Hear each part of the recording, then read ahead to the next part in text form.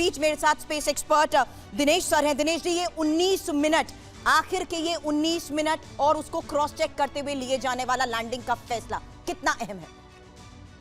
ये लैंडिंग के लिए बहुत इम्पोर्टेंट है। इसको आप ये यूँ समझिए कि जिस तरह से अगर मैं एक एनालॉजी ड्रॉ करना चाहूँगा कि अगर आप एक स्ट्रेट आप जा रहे हैं फ्लाईओवर के ऊपर और आपको सामने वाली रोड ज्वाइन करना है, शार्प टर्न लेना है 90 डिग्रीज का। ओके। तो कार अगर आप चला रहे हैं वो हॉरिजॉन्टल है, स्पेस में अगर आप चला रहे हो तो वो वर्टिकल है। आप यूं करके आते हैं, हॉरिजॉन्टल आपका लैंडर चल रहा है, उसको आपको 90 डिग्री टर्न करके उसको चारों पैरों पे उतरना है। तो इट्स अ सिमिलर एनालॉजी। अब रफ ब्रेकिंग क्या होता है, अगर आप कार चला रहे हैं और आप फ्लाईओवर के टर्न से अगर मान लीजिए 500 मीटर या 1 किलोमीटर की दूरी पे हैं और आपकी स्पीड 120 किलोमीटर है और अगर आप फ्लाईओवर को टर्न मारने की कोशिश करेंगे तो आप लुढ़क जाएंगे। इसी तरह हमारा जो लैंडर है, अगर वो उस स्पीड से टर्न मारने की कोशिश करेगा तो स्पिन करेगा, टॉपल करके वो क्रैश कर जाएगा। तो इसी को पहला रफ फेज होता है। Exactly. आप 100 किलोमीटर पर सेकंड से, हाँ,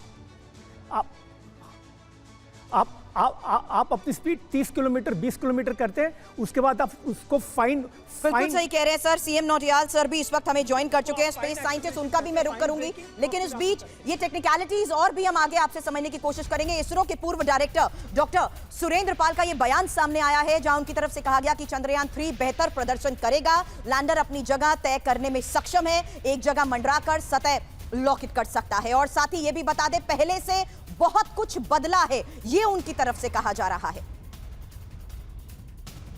सीएम नौटियाल सर भी इस वक्त हमें ज्वाइन कर चुके हैं। नौटियाल सर, इस वक्त इसरो की तरफ से ये बयान सामने आना बहुत महत्वपूर्ण हो जाता है क्योंकि सब कुछ प्लान के मुताबिक चल रहा है।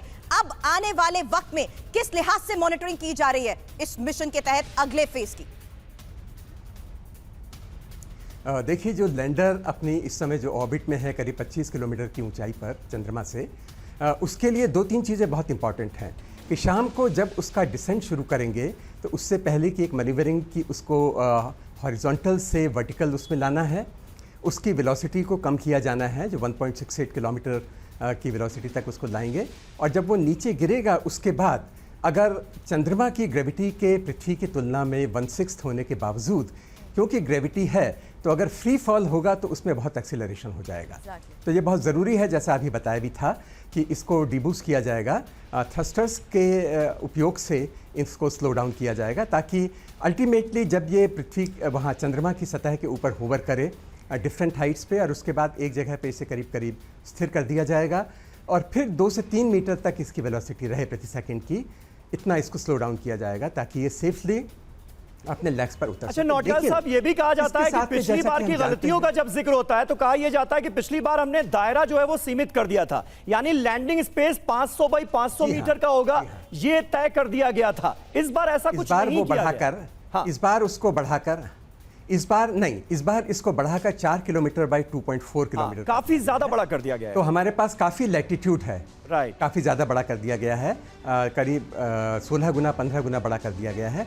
तो हमारे पास बहुत चॉइस है, क्योंकि हम जानते हैं कि चंद्रमा की सतह पर बोल्डर्स हैं, बड़ी बड़ी चट्टानें भी हैं और क्रेटर्स भी हैं। बिल्कुल, अगर ये बाई मिस्टेक अगर ये हम लास्ट मोमेंट करेक्शन का लैटिट्यूड नहीं रखते तो हो सकता है इसका कुछ पार्ट बोल्डर के ऊपर आए और कुछ पार्ट चंद्रमा की सतह पर। बिल्कुल बिल्कुल नौटियाल साहब, बने रहे आप हमारे साथ। टीवी9 भारतवर्ष के स्टूडियो में तमाम जो वैज्ञानिक हैं वो भी अपनी राय रख रहे हैं और स्टूडियो में हमारे कई दर्शक भी आज हमारे खास मेहमान के तौर पर जुड़े हुए हैं। आप में से कोई सवाल पूछना चाहेगा, लेकिन पहले एक जोरदार तालियां होनी चाहिए इस मॉडल के लिए और इस खास पेशकश के लिए।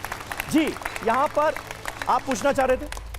सर, मेरा सवाल ये था कि what is so special about moon south pole, कि वो वहीं क्यों लैंड हो रहा है? साउथ पोल में लैंडिंग क्यों हो रही है? अर्जुन, इसका छोटा सा एक जवाब चाहूंगा। और साउथ पोल में लैंड करने वाले दुनिया के पहले मुल्क बनने जा रहे हैं।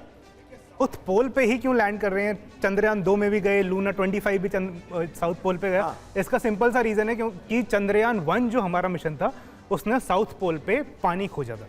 तो जो पानी था वो लिक्विड फॉर्म में नहीं है, वो वहाँ की सतह के अंदर ही let's say as a mineral में ही घुला हुआ है, तो उसको स्टडी करने के लिए कि वो किस तरह से मौजूद है, उसे कैसे एक्सट्रैक्ट करेंगे, उस सब के लिए हम साउथ पोल पे जा रहे हैं, ताकि जो हमारे फ्यूचर के जो मिशंस होंगे, जहाँ पे आर्टेमिस मिशन जैसा है जो चांद के ऊपर कॉलोनी बनाने वाले हैं, वहां पे उनके लिए स्टडी कर सकते हैं। ठीक है, तो मुझे लगता है आपके सवाल का जवाब मिल गया होगा।